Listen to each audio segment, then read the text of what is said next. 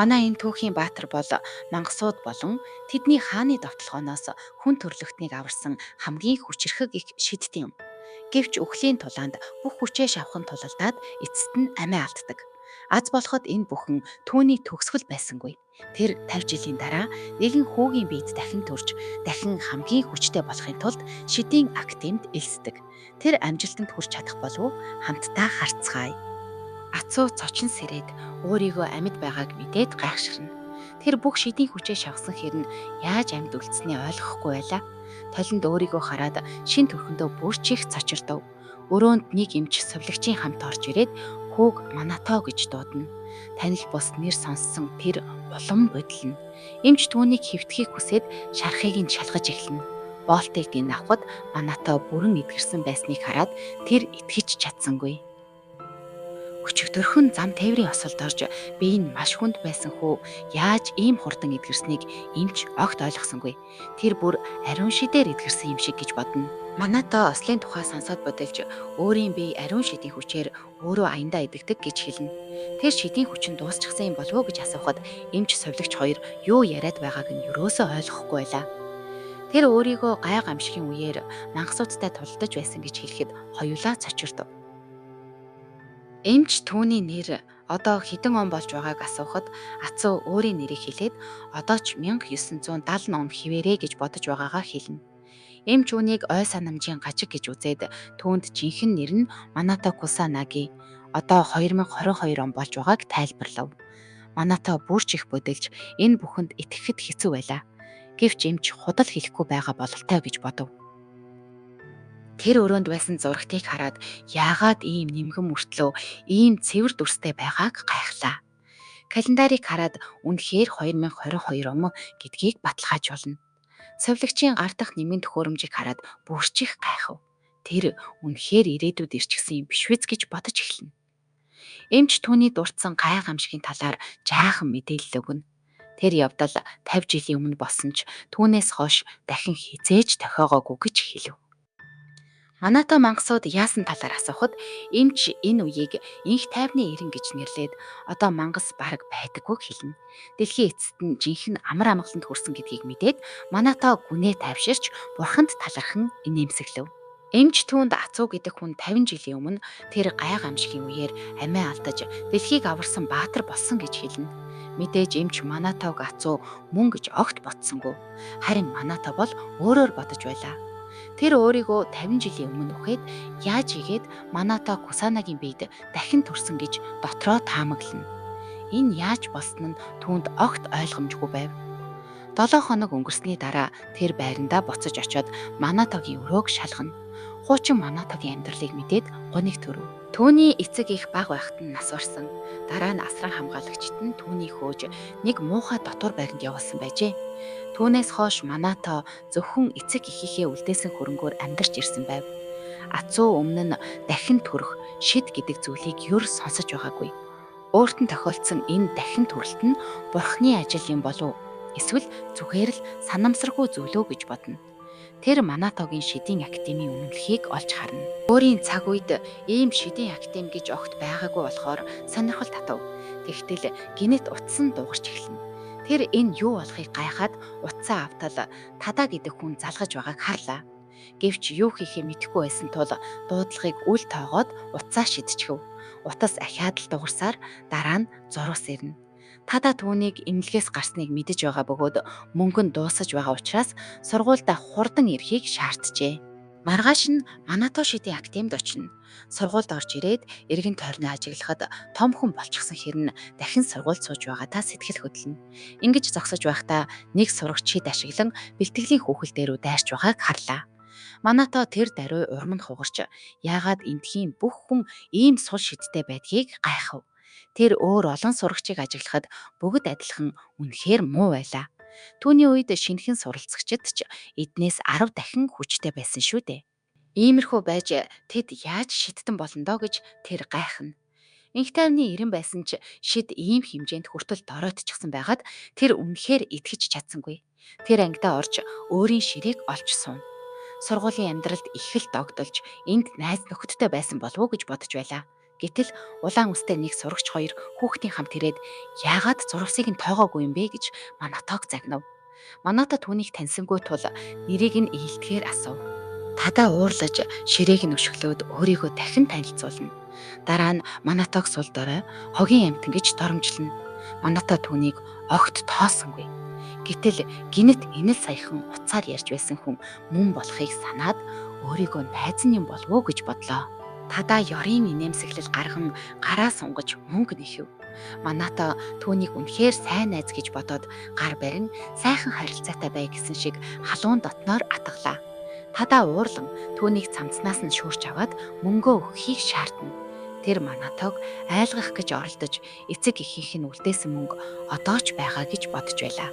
Тэр үед Манато хуучин бие эзэмшигч нь дээрлэх үлдэг байсныг ойлгов. Тадаа Манатог байр сууриа мэдэг гэж зохих гэж байтал цэнхэр үстэй маш хөөрхөн охин анги руу орж ирэн бүгдэд өглөөний мэнд хүргэв. Түүний инээмсэглэл Тадаг төр тайвшруулав. Тадаа Манатог тавьж дараа мөнгө авах болно гэдгээ хэлээд холдов. Манато баг зэрэг ууралсан ч дээрлэхэгч ядаж холдсон тул анги тайвшрав. Хичээл эхэлж багш 50 жилийн өмнөх их гай гамшигын тухай ярьж эхэллээ. Тэр үед дэлхийд даяар мангасууд гарч ирж хүн төрлөختөн цөхрөн гутарч байсан ч Ацуу гэдэг агуу их шидтэн хизээч бууж өгөөгүй. Тэр бүх мангасыг ганцаараа устгаад эцэст нь бүхний их сурвалж болсон чөтгөрийн бурхантай тулалдсан. Ацуу өөрийн амиа золиослон эцсийн дайсныг ялж түүнээс хойш гай гамшиг дахин хизээч давтагдаагүй юм.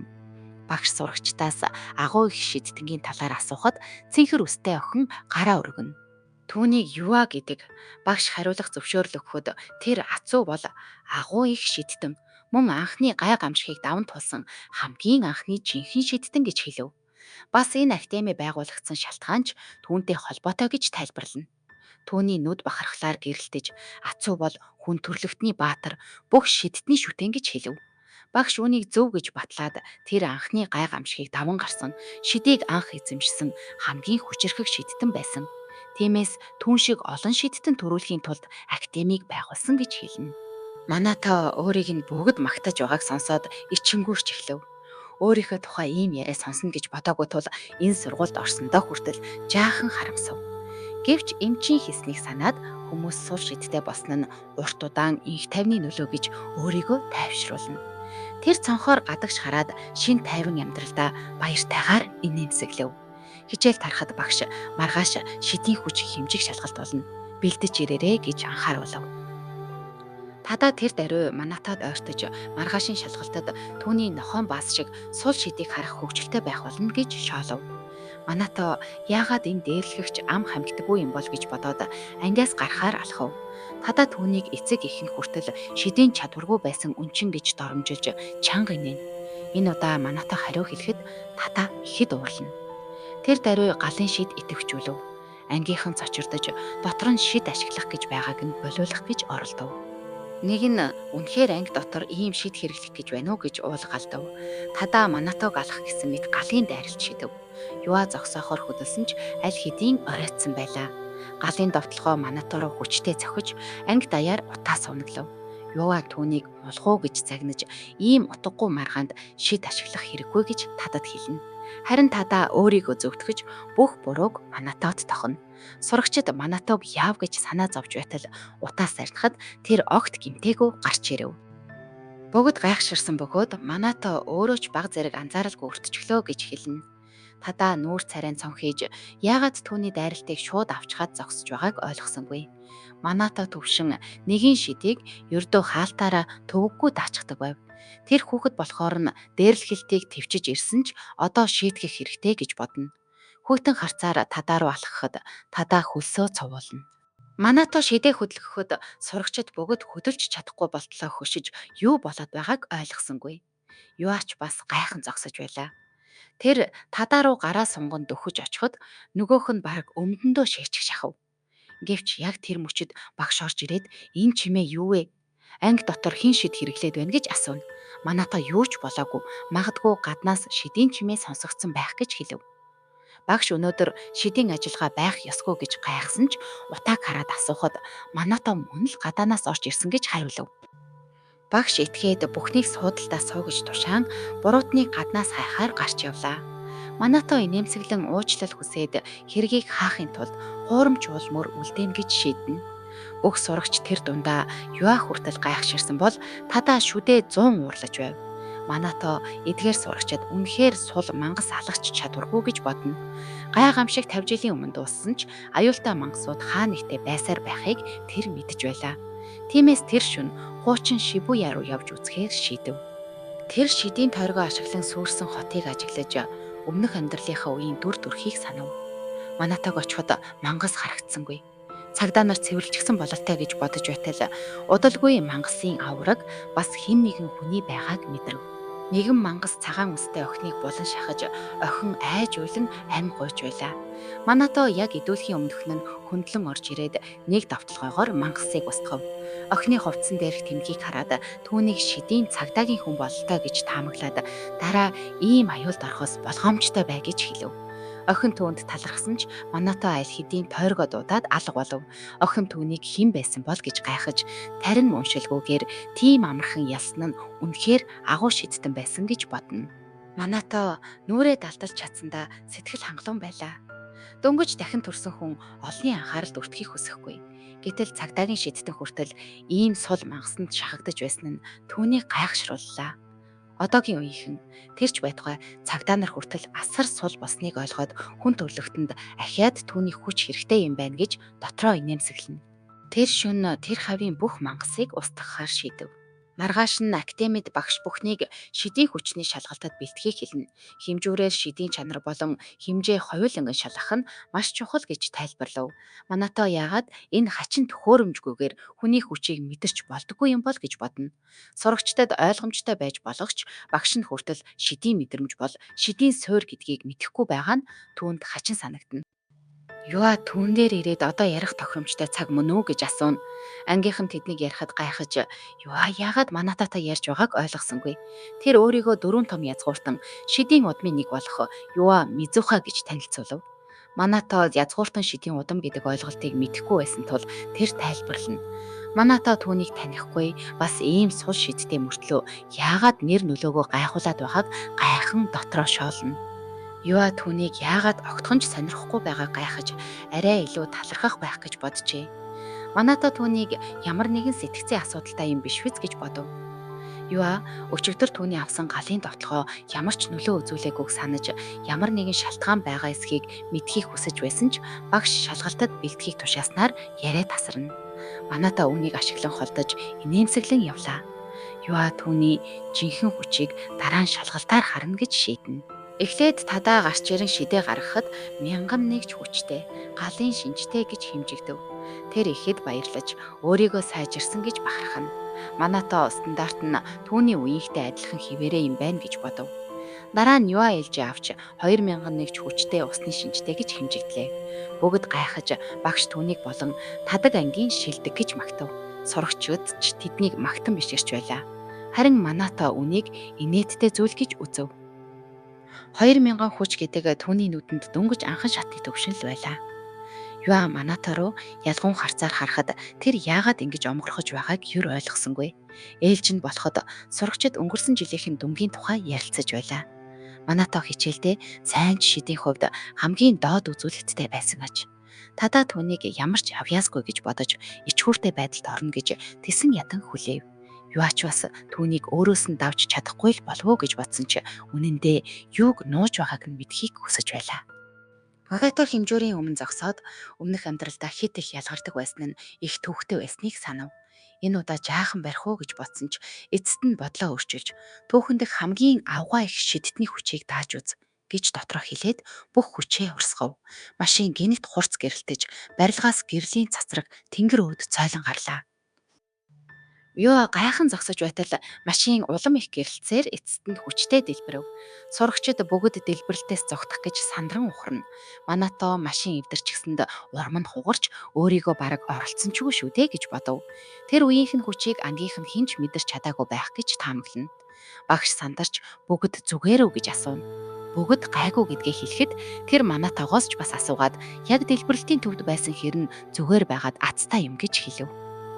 Тэр төхөөрөмж эвдэрсэн бололтой. Одоо Манатогийн шинж хүчийг хэмжиж чадахгүй нь гэж санаа зовно. Маната багшаас яагаад тэгтлээ их санаа зовж байгааг асуухад тулааны хичээлд сурагчдыг баг болгох ёстой. Харин энэ хэмжилтгүйгээр яаж хуваахаа мэдэхгүй байна гэж хэллээ. Тэгээд тадад Манатог өөрийн багт аваад явчих гэж даалгана. Тадаж үүнийг зугаатай боломж гэж үзэн дуртаяа зөвшөөрөв. Сурагчид хуучин Шибуяд очиход багшийн газарт одоо ч цөөн хэдэн мангас амьдардаг. Тиймээс шидтнүүд болон цагдаа нар энд ирж тэднийг устгадаг гэж тайлбарлав. Академийн сурагчид ч бас үүнд оролцох ёстой аж. Багш тэднийг тайвшруулж мэрэгжлийн шидтнүүд ихэнхийг нь цэвэрлсэн учраас нэг их санаа зовох хэрэггүй гэв. Маната үүнийг жинхэнэ дадлагын хичээл байна гэж бодсонгүй. Сурагчид ядаж хэдэн мангас дарчих болов уу гэж найдав. Өчигдөр орой энд ирснээ санахад жаахан сонин санагдана. Учир нь тэр энэ газрыг бараг цэвэрлчихсэн байсан. Ямар ч сүрлийн уул мөр харагдахгүй байхад яагаад дахиад ийм олон мангас гарч ирээд байгааг ойлгосонгүй. Зарим охид хичээл дээрээ өрсөлдөх тухай хөвгчлөлтөд ярьж байхад нь Манато эдгээр хүүхдүүдийг дэндүү хайхрамжгүй байна гэж бодов. Юу аа, түүнийг анхааралтай ажиглаж байлаа.